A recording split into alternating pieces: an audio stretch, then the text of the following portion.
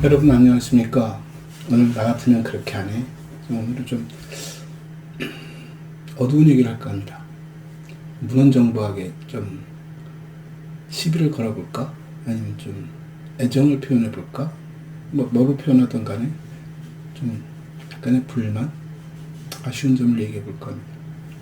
문헌정부학을 공부하고 대학생활까지 따지면 40년이 훨씬 넘는 시간을 문헌정부학에 투자를 했습니다. 지금 또 미련이 남아서인지 아직도 잊지를 못하고 있는데, 최근에 문헌정부학을 쳐다보면서, 작년이죠. 제가 작년 초쯤에 문헌정부학이 진짜 도서관에 대한 애정이 있고 도서관을 위한 마음이 있고 사서를 양성하고 싶다면 사서 교육을 좀 더 투철하게 할 필요가 있지 않을까? 라는 얘기를 한 적이 있습니다. 문헌정보학과를 졸업하면 학부를 나오든 대학원을 나오든 사서 자격증을 줍니다.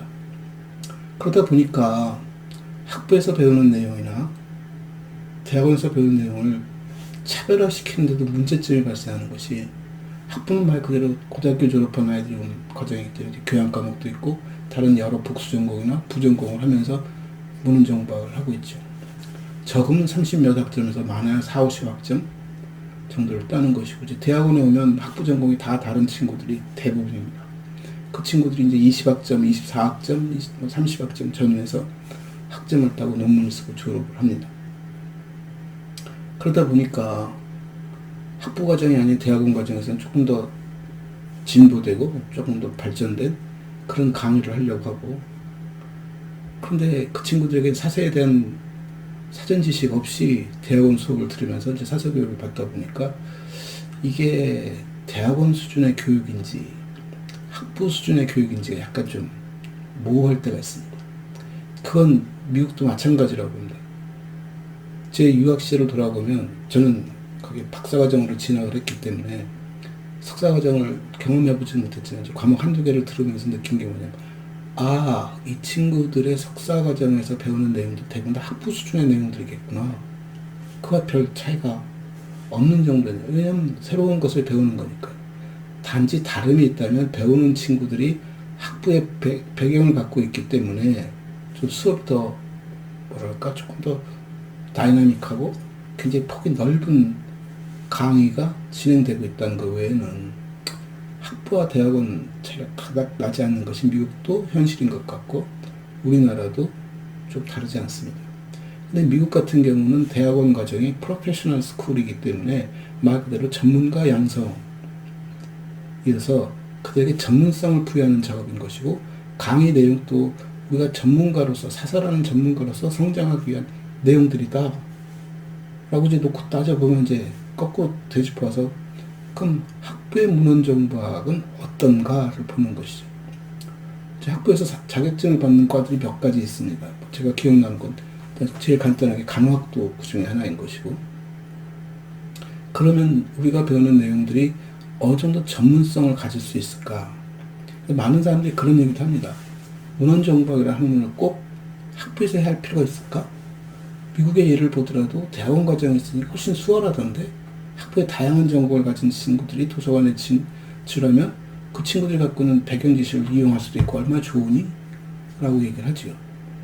얼핏 들으면 그것도 맞는 말 같고, 근데 이제 답답한 거는 도서관의 사서 선생님들이 자기의 전문 어떤 특정한 지식을 베이스로 해서 서비스하는 사람들인가? 라는 생각이 듭니다. 만약에 어떤 자기가 배경 지식이 있고 그 배경 지식을 전제로 서비스를 하는 사람이라면 문헌정보학과를 졸업한 친구들에게 배경 지식이 뭐지? 복수 전공도 하고 다른 전공도 하겠지만 엄밀히 말하면 없죠. 그럼 이 친구들이 사서가 됐을 때는 무슨 백그라운드를 갖고 서비스를 할까? 결국 그 딜레마는 이제 거기에 놓여 있는 것 같습니다. 그래서 저는 가끔 얘기하길, 사서의 전문성은 사서를 키우는 문헌정보학이 갖고 있는 학문적 전문성을 담보해야 하는데, 왜 문정과를 졸업한 친구들이 현장에만 가면 주제 전문이 필요하고 지식 배경이 필요하다는 얘기를 그렇게 읊조릴까? 더 이해가 안 가는 것은 문헌정보학을 전공하고 문헌정보학과 교수가 된 분들이 그 얘기를 하고 있다는 겁니다. 그 사람들이 가르쳐 주는 건 그건 뭐지?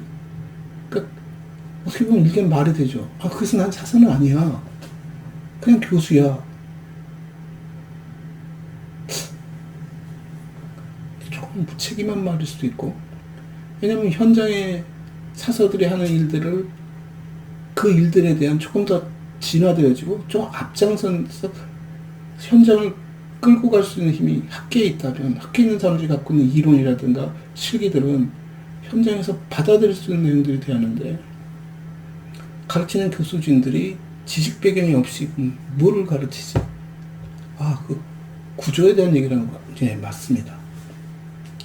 결국 문헌정보학을 한다는 것은 그 구조에 대한 얘기, 지식의 구조, 정보 체제의 구조, 어떻게 보면 데이터의 구조, 한 걸음 더 나아가 그걸 활용하는 이용자들, 사용자들, 또는 생산자들에 대한 그 행위에 대한 분석, 이게 기본인 것이고, 그것을 터득했다면 현장에 갔을 때 어느 전공의 사람을 만나더라도 서비스할 수 있어야 하지 않을까라는 생각을 갖습니다. 왜냐하면 다루고 있는 내용들이 대부분 다 그들이, 이용자들이 필요한 지식이 배경으로 갖고 있기 때문인 거죠. 그래서 도서관에서 가장 핵심적인 영역은 레퍼런스라고 봅니다. 그 도서관에서 우리가 그들에게, 이용자들에게 답을 알려주는 공간이 아니라 그들이 스스로 답을 취할 수 있는 과정과 절차와 구조를 이해시키는 것이 우리의 몫이라고 봅니다. 그래서 도서관에 왔을 때 어려서부터, 그러니까 이건 어려서부터 쭉 성장하는 과정 속에 도서관이 맡은 역할이 평생학습의 차원에서 지식은 이렇게 구조화되어 있고 이렇게 활용하고 있고 이런 것들이 생산되어지고 있고 우리가 필요한 것들이 이렇게 조직화되어 있구나. 그래서 색인에 대한 얘기를 하고 목록에 대한 얘기를 하고 분류에 대한 얘기를 하고 주제에 대한 얘기를 하고 배열에 대한 얘기를 하고 형식에 대한 얘기를 하고, 그것이 굉장히 다양한 형식을 취했을 때는 그것이 갖고 있는 멀티미디어들의 특성에 대한 얘기를 하고, 그것들 합쳐서 우리가 리터러시라는 말을 사용하거든. 그래서 우리가 갖고 있는 문해력, 책을 읽을 때 나타날 수 있는 문해력, 리터러시에 대한 얘기, 인포메이션 리터러시, 정보를 해석하고 이해하는 과정 속에서 옳고 그름을 구별하는 능력이라든가, 인포메이션이 어떤 가치를 가질 수 있는지를 내가 해석하는 능력이라든가, 거기에 적절한 사람을 연동시킬 수 있는 능력이라든가, 미디어 리터러시, 미디어들이 갖고 있는 속성이 어떻고 그런 미디어를 통해서 우리가 무엇을 서로 이해하고 교류할 수 있을까에 대한 얘기, 또 미디어를 어떻게 활용하느냐에 대한 얘기, 참고로 더 나은 디지털에 대한 얘기를 하겠죠. 디지털이라는 것이 우리가 알고 있는 아날로그가 얼마나 다른가에 대한 얘기, 심지어 문헌정보학을 하는 분들도 디지털에 대한 이해가 그렇게 높지는 않은 것 같습니다. 이건 제가 우스갯 좀 섞어서 말씀드렸는데, 우리가 전자도서관 하면서 전자도서관을 만들었는데 정작 전자도서관에 책이 들어가 있고 아날로그 책이 들어가 있고 서가 또는 경우에 따라서는 열람실이 배치되어 있습니다.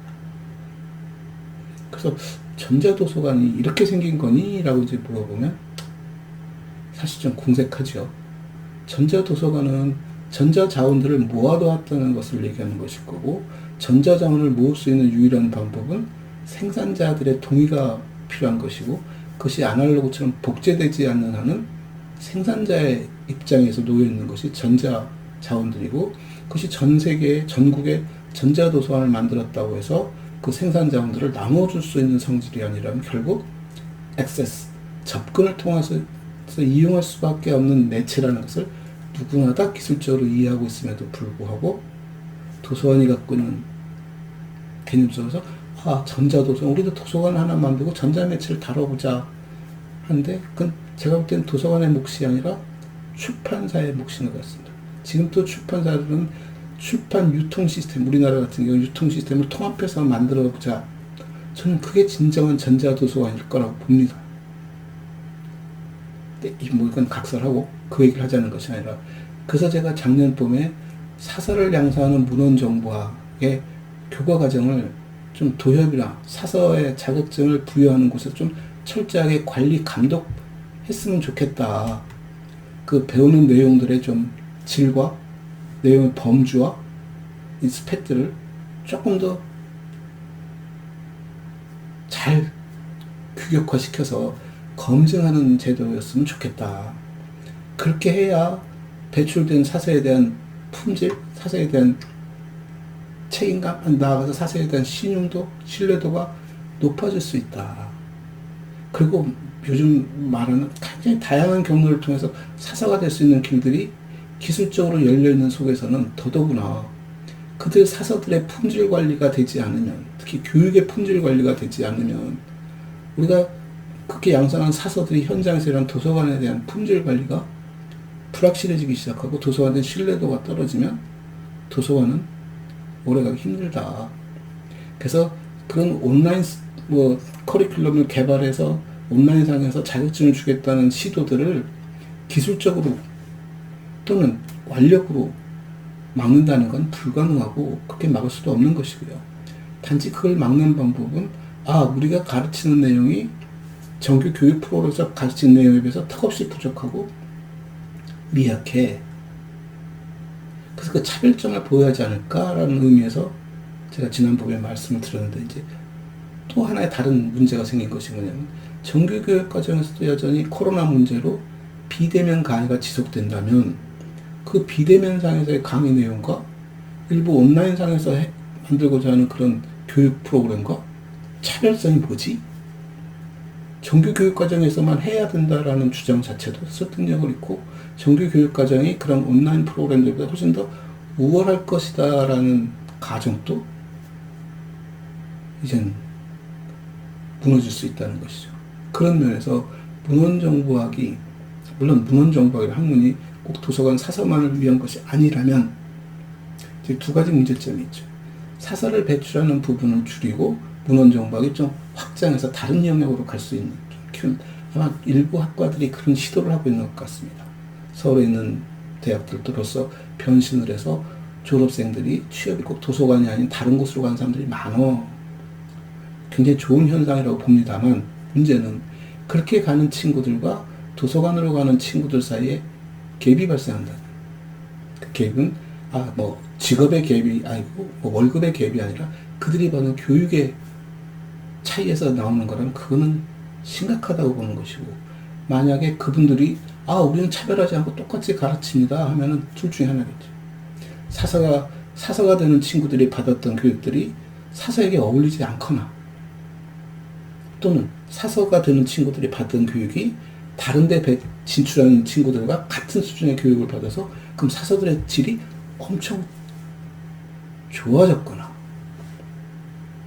근데 그게 두 번째라고 생각하기에는, 엄청 좋아졌다면 도서관이 상당히 많은 변화가 동반되었을 거라고 보는데, 그렇지 않은 것을 본다면 그것도 제가 솔직히 자신이 없습니다. 그리고 또 다른 한 가지 해결 방법이 있다면, 문헌정보학이 변신하는 과정 속에서 사서 따로 다른 영역으로 가는 친구를 따로 키우는 것이 아니라 사서라는 직업, 사서라는 전문성을 포괄시키는 방법이 하나 있습니다. 사서가 더 이상 도서관에서 근무하는 직업으로서의 사서가 아니라, 사서라는 하나의 중요한 이 지역사, 이 21세기에서 굉장히 중요한 역할을 담당하는 사람이고, 그 역할은 도서관뿐만 아니라 모든 지식 서비스 안에서 자기 역할이 있어 라고 정의를 한다면, 도서관도 일반 기업도 일반 사회 속에서도 사서에 대한 역할이 증대될 수 있는 것이고, 사서가 충분히 자기 역량을 발휘할 수 있는 폭을 키워갈 수 있고, 그런 것들을 제도화시켜서 사서로 근무를 하게 된다면 도서관은 진짜 변할 것이다라고 보는 것이죠.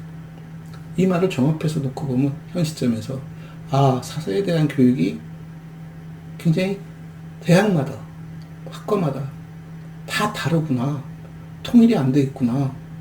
그런데 그걸 관리하는 관리기관에서는 그냥 문헌정보학이란 학과 명칭만 문헌정보학과면 다 그려주는 것 아닌가? 다 사서자격증 주는 것 아닌가라는 의심이 들더라고요. 그래서 제가 작년에 좀 통지해달라.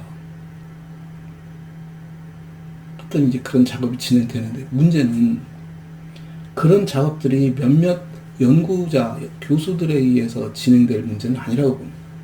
저는 이 문제는 두 가지 측면에서 봐야 합니다. 하나는 현장에 있는 사서들이 정말 도서관에서 필요한 것이 무엇인지에 대해서 철저하게 자기 반성과 통찰을 통해서 강의를 선정하는 것과, 미래를 내다볼 수 있는 교수진들이 앞으로 바라봤을 때 문헌정보학이, 도서관이, 사서가 어떤 일들을 해야 해 하는 것들에 대한 내용들이 좀 더 복합되어진 내용이었으면 좋겠다. 그랬을 경우에 일반 온라인상에서 진행되는 강의들이 그렇게 쉽게 쫓아올 수 없을 것이다 라는 생각을 갖는 것이죠. 그래서 두 가지 영역의 전문성을 겸비하고 그것을 끌고 가기 위해서는 아마 지금 갖고 있는 학점수로도 부족할 거라고 봅니다.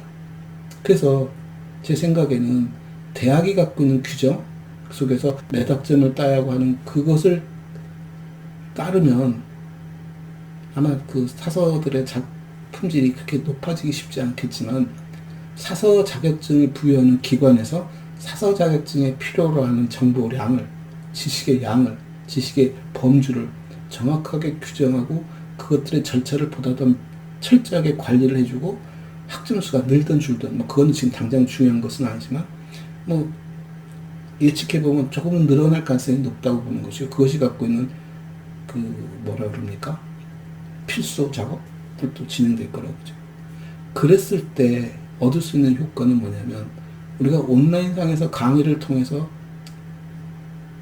사서가 되겠다는 것은 어떻게 보면 시간과 비용을 절감하겠다는 의미도 담겨 있지만, 이게 사서로 진정 사서를 양성하기 위해서 필요한 교육 프로그램에서 사서를 양성하고 사서에 대한 자격 기준을 강화시키면 이건 시간과 돈이 필요한 작업이 될 수밖에 없어요.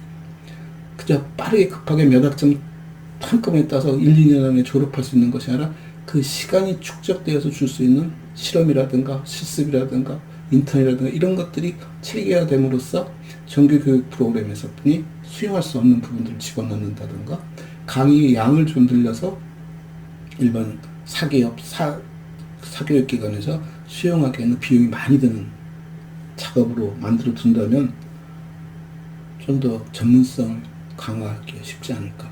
물론 전문성을 강화한다는 것이 미래 대세가 아닐 수도 있습니다. 자기 것만 고집할 수는 없으니까요. 그래서 그 전문성이라는 영역 안에 우리가 꼭 집어넣을 것이 뭐냐면, 융합과 소통에 대한 얘기들이 항상 담겨야 한다는 얘기를 하는 것이고, 그런 것들 때문에 현직에 있는 사서들의 목소리도 굉장히 중요하게 들을 필요가 있는 것이고, 연구자들의 목소리도 중요하게 들을 필요가 있는 것이고, 그것이 협업으로 일어날 수 있고, 그 숫자가 좀 시간이 걸리더라도 더 많은 사람들에 의해서 수용될 수 있는 그런 부분이었으면 좋겠다 하는 생각을 갖습니다. 이런 생각들이 다른 분들이 모르지는 않으리라고 봅니다. 다만 누군가 하겠지, 어떻게 되겠지, 그런 고민들이 담겨 있지 않을까요? 그래서 이렇게만 된다면, 좋은 쪽으로만 얘기하면, 우리 졸업생들이 사서 자격증을 받는 순간 취업할 수 있는 공간이 굉장히 많아지겠구나. 그리고 그들이 대접을 훨씬 더 지금 더 잘 받을 것 같다 라는 희망 섞인 생각도 해볼 수 있습니다. 이제 또 하나 약간 좀 우려스러운 얘기를 하나 더 하자면, 그렇게 졸업해서 나갔는데도 여전히 우리가 도서관이라는 공간 뿐이 머물지 못한다면, 우리가 이제 교육자로서 우리가 고민을 해야겠죠. 저 친구들의 진로를 넓혀주는 작업. 근데 그 출발 단계에서 우리가 한 가지 뒤집어 볼 필요가 있는 게 있습니다.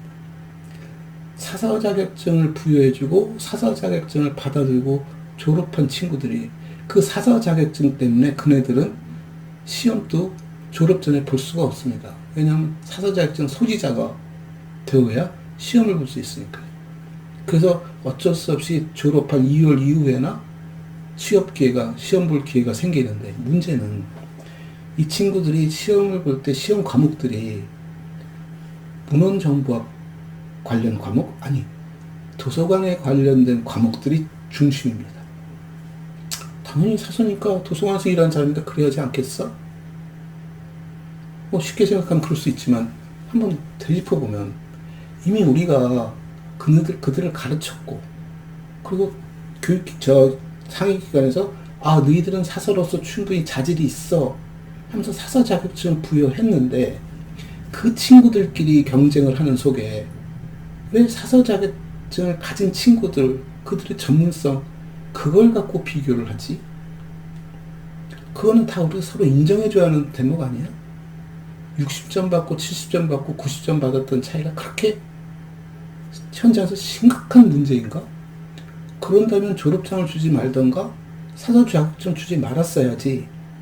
이미 사서 자격증을 받았다는 것은 그런 자격을 두루 갖추고 있다는 것을 서로 고민한 상태라면 현장에서 사람을 뽑을 때는 그 친구의 다른 면, 인성이라든가 아까 우리가 주장했던 배경에 대한 얘기, 사람과 사람이 소통하고 다른 영역의 사람들과 어떻게 그들과 그 전문 용어들을 섞어 말할 수 있는 그런 역량, 또는 사회적 역량, 지역에 대한 어떤 그 공감대, 역사에 대한 인식, 이런 것들을 물어봐 준다면 훨씬 더 질 좋은, 훨씬 더 좋은 사람을 뽑는 계기가 되지 않을까?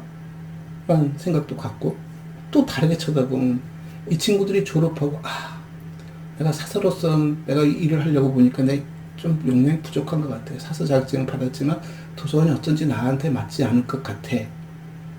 그래서 이제 다른 분야의 시험을 보려고 하다 보니까 모든 게 다 이제 자기한테는 새로워지는 거죠. 새로이 공부를 시작해야 한다는 거죠. 왜? 시험 보는 과목들이 내가 배우지 않은 내용들이 많기 때문에. 그리고 본인은 사서가 되겠다고 열심히 문헌정보학 공부만 하다 보니까 그런 공부할 기회를 놓쳤기 때문에. 그런데 만약에 우리가 졸업하고 난 다음에 도서관에서조차도 사서에 관련된 시험이 아니라 저 일반적인 기업들이나 여기서 보는 시험과 동일한 시험 문제를 갖고 시험을 본다면 이 친구들의 진로의 폭은 훨씬 더 넓어진다는 것이죠. 제가 바라는 것은 저 친구는 문헌정보학을 포기하고 다른 데로 갔어 라는 얘기가 아니라 저 친구 갖고는 문헌정보학의 전문성을 들고 어떤 영역에 가든지 간에 충분히 자기 역량을 펼칠 수 있어. 왜? 문헌정보학이라는 학문이 어떤 기술, 기능에 국한된 학문이 아니라 이 사회 속에서 커뮤니케이션, 이 사회에서 지식을 습득하고 지식을 소통하고 퍼실리티, 그들이 갖고 있는 자원들을 최대한 활용할 수 있는 역량을 갖고 있는, 그걸 활용시키려고 하는 그런 시스템에 대한 이해를 갖고 있는 사람들이라면 어디 가더라도 전부 다 성공할 수 있어. 그러려면 졸업한 다음에 시험 공부를 문헌정보학에 관련된 것뿐만 아니라 다른 걸 하게끔 해줘야 하는데 도서관이 그렇게 아이를 뽑아버리면 결국 이 친구들은 도서관 외에는 갈 수도 없게 되는 것이고, 외부에서는 문헌정보학은 도서관에서만 필요한 학문이라고 한정 지을 것이고, 또 문헌정보학을 받고 사서 자격증을 받았음에도 불구하고 취업할 때 열심히 문헌정보학 관련된 교과목들만 공부하고 있는, 사회 전체에서 놓고 보면 굉장히 제한된 역량뿐이 발휘할 수 없는 친구가 됐다. 그래서 제가 문헌정보학에 대해서 지금 학문에 대한 얘기뿐만 아니라 그 학문을 통해서 사서 자격증에 대한 얘기를 하는 것이고, 그 사서 자격이 갖고 있는 일의 범주와 우리가 진출할 수 있는 영역에 대한 얘기까지 합쳐놓고 보면 좀 아쉽다 라는 생각이 들어서 한번 얘기를 나눠봤습니다. 감사합니다.